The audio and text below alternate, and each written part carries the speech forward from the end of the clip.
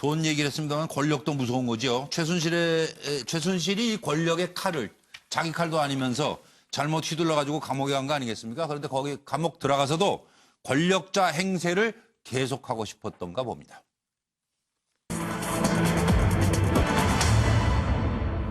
구치소 접견왕이라고 하죠. 최순실. 669일간 553번 변호사 접견하고 각종 이의를 제기하고 아주 그냥 조용히 있질 못하는 것 같아요. 여러분의 시각은 어떤지. 비선실세 최순실, 구치소에서도 비선실세인가? 비선실세가 아니라 구치소에서는 아주 공개실세였던 것 같아요. 아주 자기가. 접견왕 669일간 감옥에 있는 동안에 553회 변호사 접견, 하루 1회 평균 1시간 2분 동안 접견했다고 합니다. 민원왕, 교도관, 그리고 소장 불러다가 상담한 것만 116회, 116번, 진료 관련 요구, 식사 문제 등 제기하고 일주일에 한 번꼴로 오라가라 하고 황제 수용 생활한 거 아니냐. 박근혜 대통령, 전 대통령은 구속 이후 252번 변호인 접견했고 소장 면담 등 상담은 79차례 했다고 합니다. 그리고 지난 10월에 재판 보이콧한 이후로는 전혀 사람을 만나지 않고 있습니다. 김기춘, 수감 564일간 524번 변호사 접견. 여기도 많으셨네요. 우병우, 수감 261일간 하루에 2번 만난 날도 있죠. 350회 변호사 접견. 장시호, 수감 269일간 362회 변호사 접견으로 991 대비 횟수는 최고를 기록했습니다. 이게 지금 노 변호사님. 네. 이걸 어떻게 법조인으로서는 판단하세요? 그냥 이럴 수도 있나요? 이런 사람도 많아요? 사실 웬만하면 저렇게 할 수가 없는데. 아예 할 수가 없어요? 그렇죠. 저분들은 상당히 그럴 돈으로 또 할 수 있기도 하고 변호사들이 또 상당히 열심히 한 것 같아요. 저 같으면은 저보고 제가 저분들이 변호인이라고 하면 아무리 오라 해도 안 갈 것 같은데. 그러니까 저 변호인도 부지런히도 왔다 갔다 그러니까 했는지. 변호인들이 참 고생한 것 같은데 어쨌든 저분의 인생 철학은 절대 포기하지 않는다. 그러니까 사실은 아무리 재판이 본인에게 불리하게 흘러간다 하더라도 일단 변호인하고 계속해서 상담하고 전략을 짜고 뭔가 노력을 했다는 거잖아요. 네, 그렇네요. 더 하나, 저 포기를 모르는 진짜. 또 하나 중요한 건 교도관을 116회 만났다는 게 더 중요합니다. 교도관이 그렇게 상담 많이 안 해주거든요. 근데 저 내용을 보면 일주일에 한 번꼴로는 무조건 만났다는 얘기인데 그 얘기는 저런 식으로 교도관을 많이 만날 수 있으리라고 상상도 못할 정도예요, 사실은. 그러니까 저 얘기는 무슨 얘기냐면 본인이 무언가를 원하면 그것을 얻을 때까지는 끝까지 무슨 싸운다. 수단 방법을 가리지 않고 그렇죠. 얻어낸다. 그리고 본인이 이득을 얻어야 될 것은 절대 포기하지 않는 그런 성격인 것 같아요. 배울 점. 배울 점. 아니죠. 그렇죠. 배울 점도 있죠. 끈기가 있다. 이제는 열심히 노력한다. 애도 학교 넣는 거 봐요. 끈 학교를 넣잖아요. 그러니까요. 김병옥 교수는 준비되신 거예요? 예. 말씀 주시죠. 네. 우리나라가 최근에 이 불평등 문제 때문에 되게 힘들어하는데요. 예. 돈이 없으면 면회도 못하고 돈이 많으면 면회 많이 할 수 있는 이런 구조가 되면 더 큰 자괴감을 느끼게 되고요. 그러니까 예를 들면 이분들이 그렇게 잘못을 하고도 변호사, 교도관, 교도소장 만나가지고 환담을 나눴다는 거니까 거의 그렇다면 이 사람들은 그냥 교도소 생활을 해서 법적인 죄를 갖다가 몸으로 체현하는 게 아니라 와서 그냥 제가 볼 땐 돈을 통해서 그 시간을 갖다 향유했다라는 생각밖에 안 드는 거죠. 그렇다면 우리가 부과한 국민이 공분한 것에 맞게 죄로 처벌을 했음에도 불구하고 그 안에서 오히려 자기들은 돈을 가지고 다시 향유하고 있는 구조가 마련되고 있다고 얘기하면 국민들이 이거 이렇게 감옥에 집어넣어봤자 아무 소용 없는 거 아니야? 라고 하는 또 다른 자괴심을 느낄 것 같아서 저는 이거 어떤 형태로든지 최이배 의원인가요? 그래서 법을 좀 만들어서라도 이런 식의 황제 생활을 할 수 없도록 조치를 빨리 했으면 좋겠습니다. 알겠습니다. 최강철 위원님. 저분이 유일하게 인정한 직업이 임대업이라고 그래요. 다른 직업도 있는지는 잘 모르겠지만 임대업이 본업인 것 같은데 평생 동안 부동산이 좀 많아요, 저분이. 그래서 부동산 임대업을 꽤 많이 하셨는 것 같은데 임대업을 하시다 보면은 지난번 궁중족발 사건 때도 그렇지만 임차인들하고 갈등이 상당히 많아요. 임차인들이 모두 말을 잘 듣는 것 같지만 다툼이 많고 갈등이 많고 결국 전기값, 물값 하나 때문에 싸우는 경우가 많은데 그럴 때마다 저분이 얼마나 많이 다퉈봤을까. 다툴 때마다 변호사의 조력을 구했을 것이고 그때마다 이렇게 다퉈야 되는구나. 그럼 내가 이기는구나. 이렇게 많이 공부를 했을 거예요, 아마. 그 공부가 저 교도소 안에서도 상당한 위력을 발휘하고 그 공부대로 실행하고 있는 것이 아닌가 저는 이렇게 보고 있습니다. 선수. 그렇습니다. 예. 제 말씀. 예, 김현님. 사실은 지금 이제 그 계산을 해보니까 일요일 날을 제외하고는 거의 매일 만났다는 결론이 그렇네요. 나오더라고요. 일요일 빼니까. 그러니까 예, 한 그렇네요. 전체적으로 660일 정도의 공휴일을 빼면 한 100번인데요. 빼기를 하면 거의 그렇게 됩니다. 연휴를 하면. 사실은 그런 면에서 변호사 접근도 국민법 감정이라고 하는 차원에서 보면 횟수 제한을 해야 되는 거 아닌가 정도. 사실은 변호사 이렇게 그 재수들 보면 이제 자기 등급에 따라서 접견 횟수가 달라지게 되거든요. 사실은 그 부분에 대해서도 너무 돈 많은 사람들은 그야말로 매일 변호사가 들어와서 1시간씩 이상 앉아 있어도 되고 실제로 일반인들 그 면회하는데 보통 12분 길어봤자 아침 일찍 하면 15분 그것이 답니다. 그런 건데 아마 변호사 접근은 하루에 2번도 할 수 있는 그런 것일 수도 있고 다른 변호사가 와서 또 하자 그러면 근데 구조적으로 보면 이게 법사위에서 이제 결과적으로는 변호사, 검사, 판사 출신들이 국회의원들이 많이 하다 보니까 이 말하자면 변호사 변접 소위 변호사 접견이라고 하는 것을 너무 풀어주는 것 같다. 이런 부분도 한번 좀 생각해 볼 필요가 있을 것 같습니다. 알겠습니다. 차명진. 저는 최순실 씨가 변호사 접견을 많이 해서 좀 이상하다고 얘기하는 분들한테 되묻고 싶어요. 그분들은 또 박근혜 전 대통령이 변호사도 접견 안 한다고, 응? 또 그걸 갖고 또 문제 삼았어요. 그러니까 기준이 좀 일치하지 않는다. 제가 볼 때는 뭐 최순실 씨가 그 변호사 접견은 자기가 20년 받은 걸 많이 받았다고 생각하기 때문에 그걸 어떻게든 면하기 위해서 누구에게나 무죄 추정의 원칙에 최선의 적용되는 노력을 것이고, 하는 거고 법적 다만 테두리 안에서 하는 거고 오히려 맞아요. 그러니까 다른 분들이 그 변호사 접견을 저렇게 자주 할 만큼 여유가 안 되는 게 문제지 최순실 씨가 변호사 접견을 저렇게 자주 하는 걸 그걸 뭘 문제하셨습니까? 내 돈 갖고 내가 쓰는데 무슨 시비냐 그거예요 지금? 아니 그런 자기 말씀이에요? 나름대로 최선을 다하는 거죠. 아니, 그러니까 저 사람이 그것도 지금도 그것도 일정하게 선입견이 있는 분이에요. 너 돈 많으니까 변호사 접견 자주 하는 거냐? 이렇게 얘기하는 생각하는 거하고 똑같은 거예요. 그런 거죠. 돈이 있으니까 그렇게 아니, 하는 거 다른 아닙니까? 분들이 사실이지 그게. 그러니까 다른 사람은 돈이 있는데 안 하는 사람. 그러니까 다른 분들이 변호사 접견을 자주 할 수 있도록 그런 어떤 조건을 우리가 허용해 줘야지. 해용이 된다. 네, 저 사람이 변호사 접견을 자주 하는 거를 제한해야 된다. 저는 이게 참 적반하장이다. 그래요? 네, 그런 생각이 들어요. 그럴 때 적반하장이란 말을 씁니까? 그럼요. 사실은 제 얘기는 그런 겁니다. 그러니까 충분히 자기를 변호할 수 있는 변호사 접근 기회를 줘야지 최대한 많이 줘야 그건 뭐 되는데 누구에게나. 저것은 그럼 매일 365일 거의 일요일 빼고 다 변호사를 접견해야만 자기 법리적 공방을 할 수 있냐? 그건 아니라는 거죠. 그거는 이제 김용주 의원의 생각이고 저 사람은 자기가 자주 접견해야 자기가 전략을 짤 수 있다 생각하는 거예요. 그건 그 사람 기준을 인정을 해줘야지. 감옥에 앉아 있어 보십시오. 그냥 자유롭게 나오고 싶어서 하는 것이 변호사 접근이 지금 그 안에서 실제적으로 자기 법리하고 논의된 이야기를 얼마나 감옥 하겠습니까? 들어갔다 나오자는 얘기 다 지금 뭐 또 감옥 얘기까지 나와요. 예. 그 정도만 하세요. 저도 아는데 아니 이거는 치열해가지고 자꾸 횟수를 이야기해서 이제 수학적으로 볼 수밖에 없는데 과학하다 수학으로 가서 예, 이제. 그 김기춘 전 비서실장이라든가 안종범 전 수석, 그다음에 장시호 씨, 우병우 전 수석, 김종 전 차관 이런 사람들을 보면은 이 국정농단 사건 연루된 사람들 보면 변호인 접견 횟수가 이 구속 일수로 비교하면 상당히 많아요. 최순실 씨가 제일 많은 건 아니고, 그러니까 이제 일일 그 접견 횟수로 따지자면 저기도 보면 나오는 것처럼 굉장히 많기 때문에 아이고.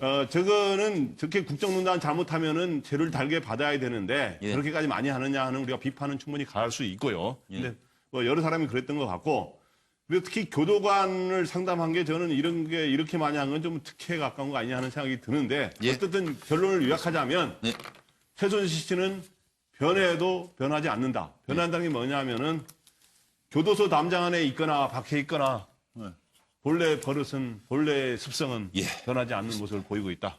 그리고 이건 이제 제발 이제 그만했으면 좋겠는데 어른답게 좀 행동들을 해주시면 안 될까 하는 생각까지 들어요. 김부선 씨 스캔들 얘기 끝냈으면 싶으시죠?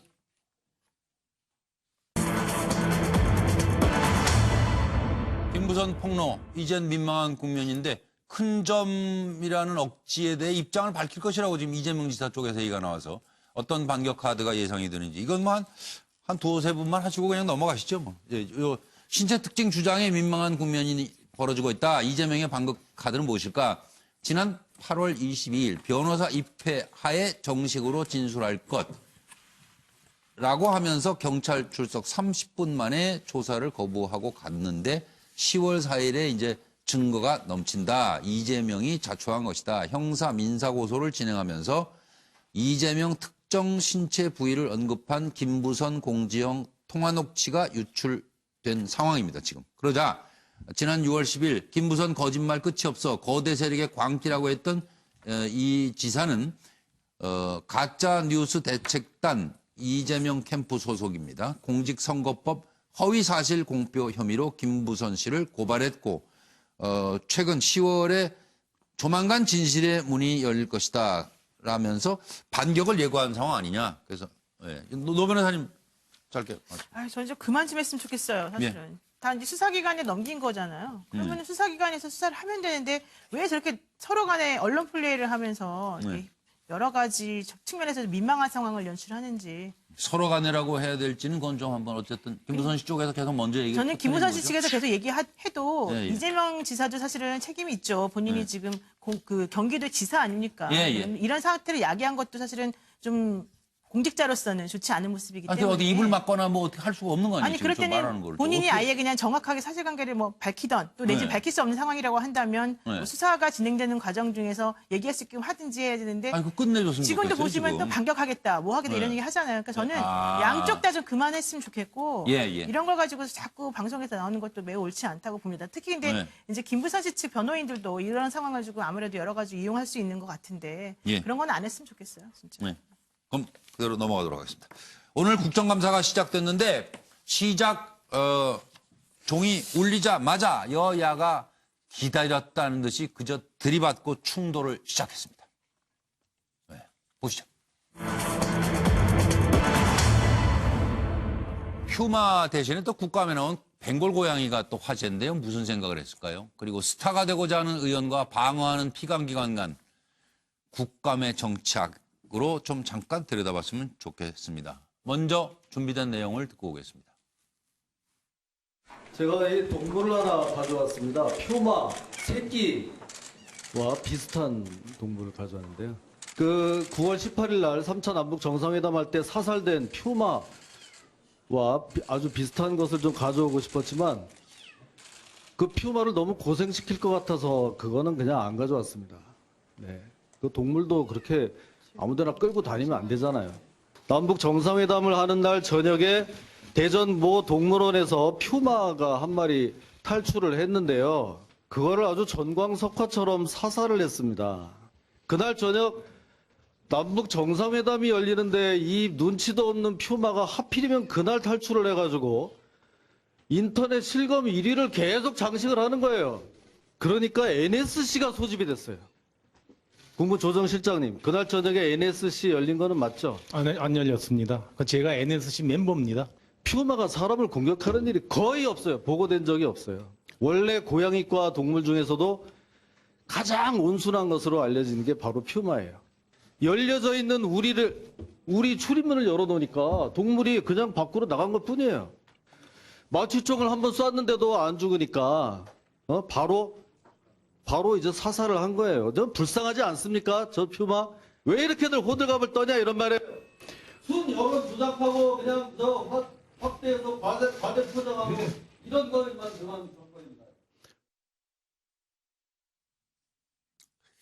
오늘 정무위원회 국정감사장 좀 잠깐 보신 건데요. 벵골 고양이가 깜짝 증인으로 등장을 했고 퓨마 사실 과잉 대응 논란을 지적하면서 이제 가지고 나온 것인데 퓨마는 이제 사람 부지였을 뿐 뭐 사살할 상황이 아니었다 이런 내용의 주장을 김 의원이 펼쳤습니다.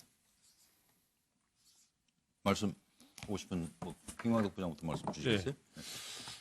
그 퓨마를 안 갖고 오고 그다음 이렇게 벵골 고양인가요? 이렇게 갖고 온 거는 일종의 꽁 대신 닭을 갖고 온 셈인데 아마 이제 퓨마를 구하기 좀 어려웠겠죠. 근데 이제 국회의원들이 자기 말하는 것에 대해서 굉장히 관심을 끄기 위해서 시청각 효과를 거두기 위해서 저렇게 뭐 다른 소품들을 갖고 오는 심정은 이해가 갑니다만은 그 퓨마를 아니고 이제 고양이 저렇게 가져와서 근데 보니까 인터넷 댓글에 보니까 저 퓨마의 지금 일종의 학대, 사살한 거를 문제 삼는데 저기 나와서 또 국회 이렇게 감사장에 나온 저 고양이도 불안한 거 아니냐 이런 지적도 있어요. 그러니까 이제 여러 가지 고려해서 좀 했어야 되는 거 아니냐 그런 생각도 합니다.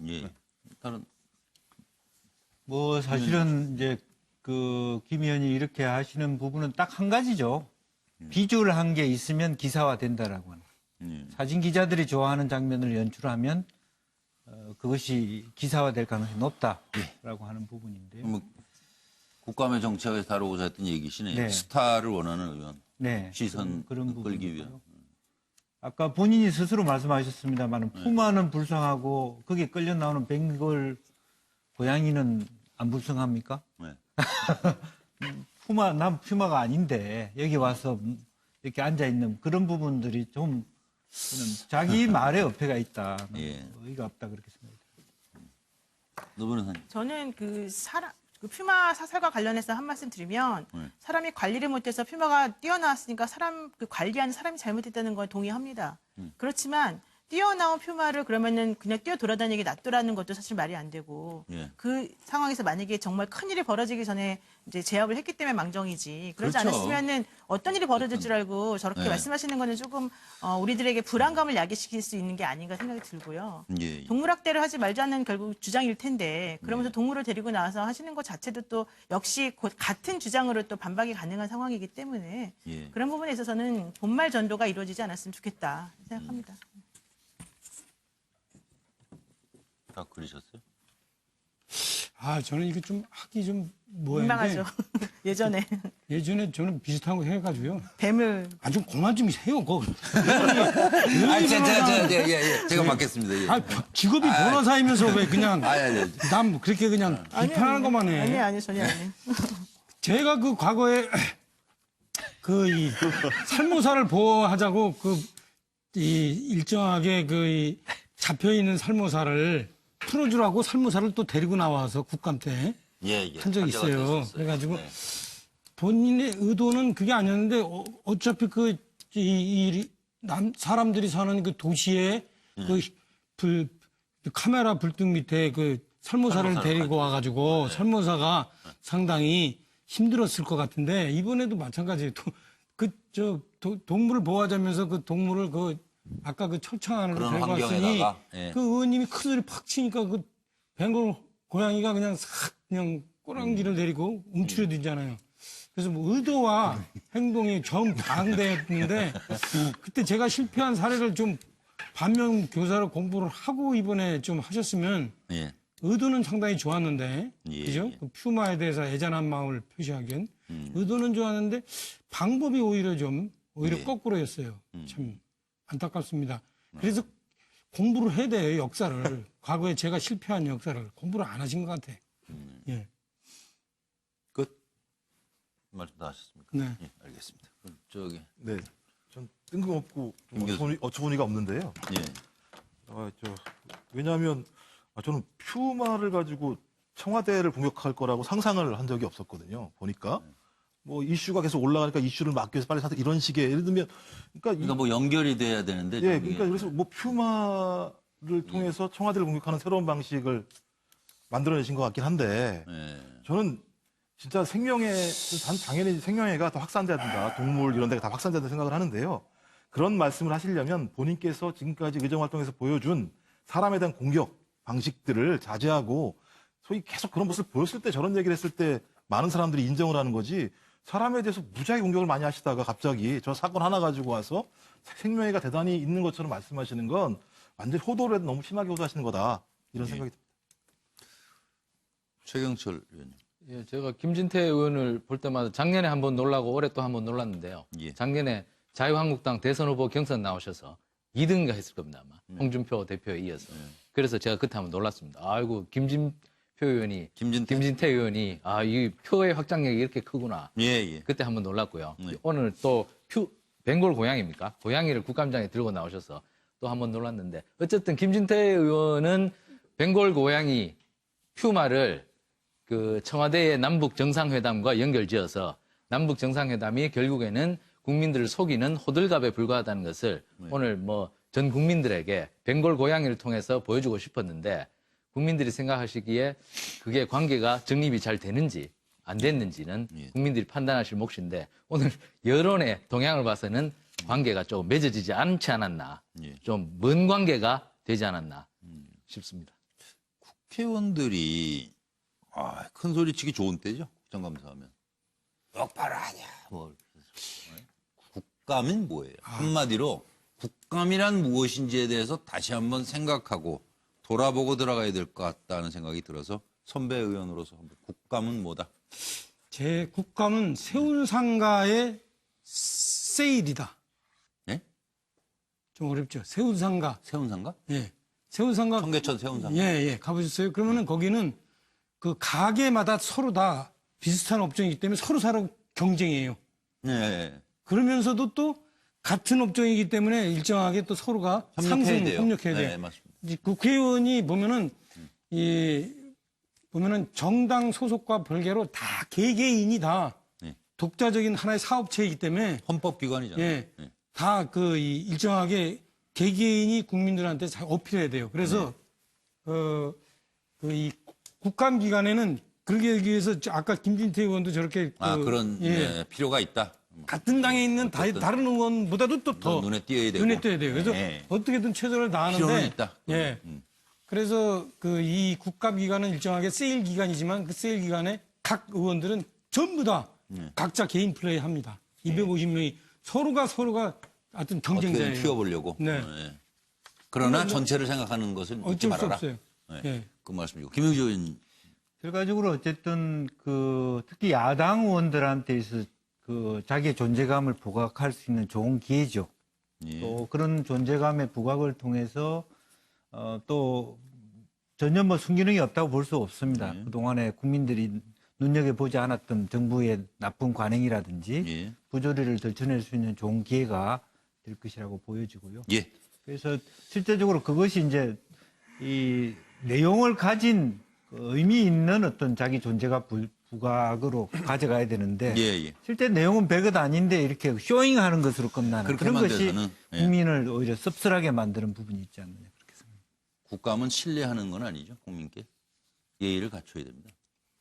예의를 갖춰야 되는데 그동안의 관행이 피감기관들이 너무 국회의원들을 높이 받드는 그런 계기가 되니까 오히려 우쭐하게 되는 배경이니까. 저는 좀 그렇게 생각은 안 하는데요. 하여튼 이 국민을 대신해서 하여튼 피감기관의 아주 작은 약점이라도 최대한 파헤치는 것이 바로 저는 국회의 기능이고 그렇게 함으로써 그걸 잘하는 국회의원들이 사실은 이제 국민들에게 인상이 부각이 되는 거예요. 요즘에는 좀 장대당 경쟁이 심해가지고 그런 게 없는데 바로 얼마 전까지만 해도 국감 스타는 곧 국회 스타예요. 그리고 그런 사람들이 곧 큰 정치인으로 다 크는 디딤돌이 됩니다. 우리가 쭉 보면은 지금도 이렇게 보면은 이해찬 의원 그다음에 무슨 국감 스타들이죠. 홍준표 의원 다들 국감 스타들이었어요. 노무현 대통령도 그렇고 그리고 지금 그나저나 한국당은 어떻게 하겠다는 건가요? 아니 어떻게 해야 다시 멀어진 민심을 잡을 수 있을까요? 들여다보겠습니다. 한국당 조강특위, 조직강화 특위가 내일 출범한다고 합니다. 사방이 적이요. 소통하는 데 시간이 좀 필요하다. 이렇게 전원책위원은 말을 했는데요. 과연 전원책의 타겟은 누구이고 어떤 명분이 등장을 하게 될까요? 예상해 주시기 바랍니다. 밀리고 또 밀리는 한국당 조강특위. 내일은 과연 공식 출범이 될까요? 늦어도 8일 이렇게 얘기했다. 9일에는 마지막 한 명 검증 작업 중. 10일에 최종 인선 완전히 끝났다. 11일에 공식 출범한다까지 밝혀졌습니다. 들어보시죠. 박근혜 정부, 그 앞에 이명박 정부, 우리 이른바 보수 정권이라고 부르는 이 9년의 그 기간에 누구나 조금씩은 다 책임이 다 있지 않겠습니까? 거기 비박이든 친박이든 친이든 혹은 반이든 간에 누구나 조금씩은 책임이 있을 겁니다. 그 책임을 이제 와서 다 하나하나씩 현빈이 들여다보듯이 보고 밝히고 해서 묻고 너는 이래서 안 돼, 넌 저래서 안 돼 이런 식으로 목을 치려는 것 그것이 쇄신이라고 하면 그런 쇄신은 저는 안 할 겁니다. 목을 치려는 것보다는 바깥에 정말 비바람 맞으면서 자란 들꽃 같은 분들을 앞으로 많이 모시고 들어오는 것 그것이 우리 중앙위의 책임이라고 생각을 합니다. 전원책위원 사방이 적이다. 악담 쏟아지는데 한국당 어려워졌다는 방증이다. 소통, 시간이 필요하다. 지켜봐달라. 이렇게 얘기했습니다. 노 변호사님부터 한 30초 정도씩 하시면 될 것 같아요. 사실 인적 쇄신이라고 하는 게 정말 어렵지 않겠습니까? 예. 정말 해보니 그렇죠. 더 어렵다 이런 얘기인 것 같은데요. 예. 실질적으로 바깥에서 비판하고 남이 하는 거에 대해서 뭐 감나라 대추나라 하기는 매우 쉽지만 예. 정말 그 안에 들어가서 그것을 체계를 아예 뒤집어 버리고 자기가 옛날에 얘기했던 것하고 맞춰서 해보려고 하면 아마 매우 힘들다라는 걸 알게 될 거예요. 그래서 저는 예. 성공하길 바라지만 네. 그래도 매우 앞날은 좀 어두워 보인다 생각합니다. 김화덕 부장님. 그 권투 그 링 옆에서 해설을 하다가 네. 해설위원을 하다가 링에 딱 올라와서 네가 한번 뛰어봐라 그러면 굉장히 어려워요. 아, 그렇죠. 그거는. 진짜 내면 사면 쪽에서 다 공격이 들어와요. 네. 사면 초과인데 여당에서도 공격하고 네. 바른미래당 다른 야당에서도 또 질투하면서 공격하고 예, 예. 당내에서도 뭐 친박도 공격하고 예. 이런 여러 가지 장애물이 있기 때문에 예. 이거를 뚫어서 잘 할지는 두고 봐야 엄청난 된다. 정치력이 필요하다. 예. 최경철 위원님. 조강특위가 며칠 전에 그림이 다 그려질 줄 알았는데 계속 늦어지고 네. 또 전원책 위원이 넉다운이 됐다고 그래요. 아주 몸살이 나서 완전 넉다운이 된 만큼 저 조강특위 꾸리는 게 엄청나게 어려운 작업입니다. 사실 네. 이게 멀쩡한 당협위원장을 도려낸다는 게 사실 이게 생리발을 빼내는 것과 똑같은 거거든요. 그렇겠죠. 특히 원외 당협위원장 같은 분은 그 원내도 아니고 올해 차명진 전 의원님 계시지만 원외에서 엄청나게 고생을 하거든요. 그러니까요. 그런 분들을 생기는 거 없이 고생만 한다. 한다는 이럴 텐데. 것은 굉장히 어려운 일이니까 예. 앞으로가 더 가시밭길이 될 겁니다. 차명진은. 예. 제가 보니까 이 전원책 변호사는 본인 스스로 소 잡는 사람이 아니라 소 키우는 사람이라는데 들어오면서 벌써 큰 소 2마리 잡았어요. 하나는 공화주의를 여물을 못 먹게 해가지고 김무성 선배를 잡았고 또 하나는 아니라던데. 홍준표 대표 이미 이제 말은 뱉어놨잖아요, 그죠? 말을 하기야 뱉어놨기 주워 때문에 담을 수 어쩔 주워 담을 수가 없죠. 또 홍준표 대표한테도 또 여러 가지 지금 안 좋은 코멘트를 해가지고 그분도 상당히 상처를 냈어요. 그래서 제가 보니까 소 키우는 분이 소를 하여튼 잡았어요. 그래서 시작부터 하여튼 쉽지 않을 것 같다 이런 생각이 듭니다. 김영주 의원님. 결과적으로는 이제 그야말로 정치적 이론과 정치 현실의 괴리를 굉장히 많이 느끼고 계실 것이다라고 생각이 들고 글자를 좀 잘못 썼습니다만 어쨌든 박귀 잘못 쌍기역에서 박귀로 예 바뀌었습니다. 잘못 깎으면 너무 헐렁하고 어떠면 너무 빡빡하고 그것을 그렇네요. 사실은 말로 표현한다 이론적으로 설명하기는 굉장히 어렵습니다. 조직 강화라고 하는 것은 정말 누구를 그야말로 두들겨 패고 누구를 북돋아야 되는지 굉장히 심각한 선택인데 과연 홀몸으로 가능할까 그런 생각입니다. 김조 교수님 하나씩. 예, 뭐 보수판 제3의 길을 가시려고 하는 것 같긴 하지만 험난하다는 생각이 들고요.